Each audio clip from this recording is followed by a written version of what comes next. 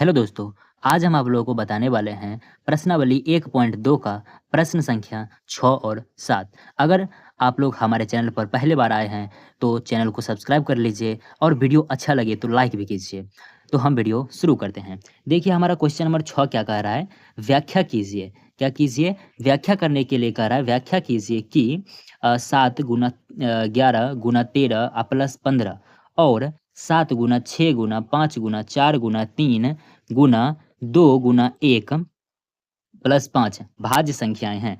यानी ये संख्या और ये संख्या, ये दोनों संख्या हमारा कह रहा है कि भाज्य संख्याएं, ये हमको व्याख्या करना है। अगर ये भाज्य संख्या हैं तो क्यों हैं, ये भी हमको क्या करना है, बताना है। तो हम सबसे पहले क्या करेंगे, ये जो हमारा संख्या दिया हुआ है, ये संख्या और ये संख्या, इन दोनों संख्या को एक सही तरीके से, सही ढंग से संख्या बनाएंगे, ठीक है ना। सबसे पहले देखिए हम क्या किए हैं, ये जो संख्या दिया था, इस संख्या को हम क्या किए, एक सही तरीके से संख्या बना लिए, ठीक है ना। देखिए हमारा 7 गुना 11 गुना 13 प्लस 13, इसको क्या कर लिए हम, सबसे पहले गुना करके और जोड़ लिए। तो इत 7 गुना 11 गुना 13 किए तो कितना आ गया, 1001 आया, और प्लस में कितना दे दिए, 13 दे दिए, ठीक है। इन दोनों को जोड़ दिए तो 1014 आ गया। यानी कि जो हमारा संख्या दिया था इस संख्या से क्या बन गया, हमारा 1014 बन गया। उसी तरीके से क्या किए हम, ये वाला संख्या को सीधा किए। तो सीधा करने के बाद देखिए 7 गुना 6 गुना 5 गुना 4 गुना 3 गुना 2 गुना 1, सबको गुना किया तो हमारा कितना आ गया, 5040 आ गया। अब प्लस में कर दिए 5, और जब ये दोनों को जोड़ दिए तो हमारा कितना आ गया, 5045 आ गया। कितना आ गया, 5045 आ गया, ठीक है।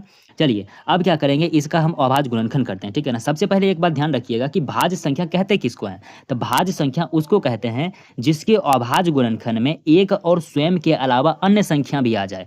मतलब जैसे हमारा 1014 है, इसमें एक और स्वयं के अलावा कोई अन्य संख्या भी आ जाए तो वो हमारा भाज्य संख्या होगा। तो 1014 का हम देखिए हम क्या किए, यहाँ पे देखिए हमारा 1014 का हम क्या किए हैं, अभाज्य गुणनखंड किए। तो सबसे पहले देखिए 2 से लगाए, तो 2 से लगाए तो कितना आ गया, 507 आया। फिर 507 में कितना से लगाए, 3 से लगाए, 3 से लगाए तो कितना आ गया, 169 लगाए। अब फिर 169 में 13 से लगाए तो ये 13 बार में कट गया। यानी हम 1014 क्या लिख सकते हैं, 2 गुना 3 गुना 13 गुना 13, ठीक है ना, ये लिख सकते हैं 1014 का। यानी कि 1014 के अभाज्य गुणनखंड में क्या क्या आया, 2 गुना 3 गुना 13 और गुना क्या आ गया, 13 आ गया, ठीक है ना। यानी 1014 के अभाज्य गुणनखंड में 3 गो संख्या आया। कितना संख्या है, 3 संख्या। उसी तरीके से हम 5045 को अब क्या करेंगे, अभाज्य गुणनखंड करेंगे। जब 5045 का अभाज्य गुणनखंड करते हैं तो इसमें 2 से नहीं लगता है, 3 से भी नहीं लगता है, सीधे लगता है 5 से। जब 5 से हम इसमें लगाते हैं तो 5 से लगाने के बाद हमारा सबसे पहले जब 5 से लगाते हैं तो कितना आता है, 1009 आ जाता है, ठीक है। तो क्या लिख सकते हैं, 5045 को हम 5 गुना 1009 लिख सकते हैं, 5 गुना 1009। ये देखिए आप लोग कि यहाँ पे आप लोग को दिख रहा होगा अच्छे तरीके से कि 1014 का जब अभाज्य गुणनखंड किए तो इसमें 2 3 और 13 आ रहा है, ठीक है ना। और 5045 का जब किए तो 5 और 1009 आ रहा है, ठीक है। तो इसमें देखिए इसमें हुआ क्या, इसमें क्या हुआ है कि इसमें एक और स्वयं के अलावा भी संख्या आ रहा है या नहीं आ रहा है।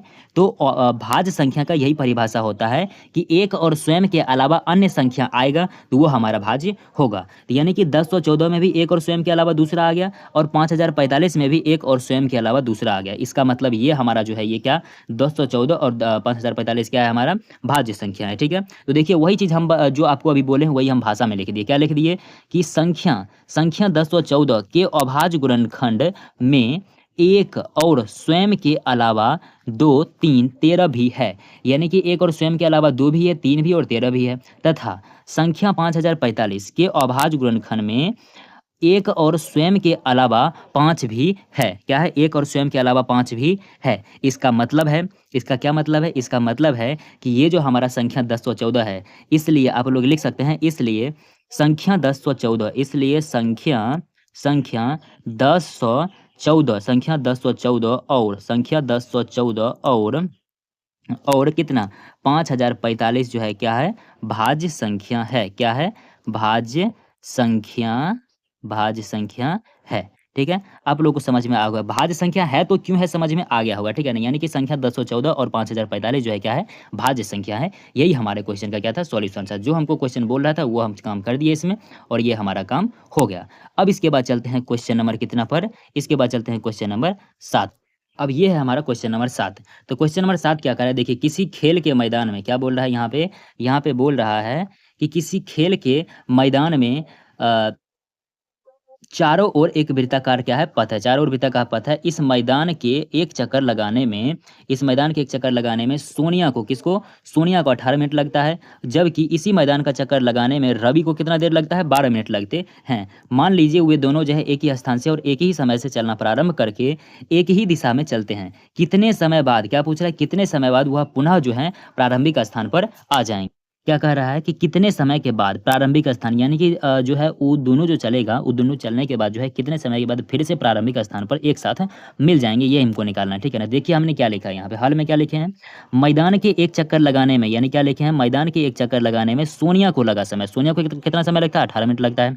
उसी तरह से, उसी तरह देखिए हमारा क्या है, मैदान के एक चक्कर लगाने में रवि को लगा समय, रवि को कितना समय लगता है, तो 12 मिनट लगता है। ठीक है, रवि को कितना समय लगता है, 12 मिनट। ठीक है ना।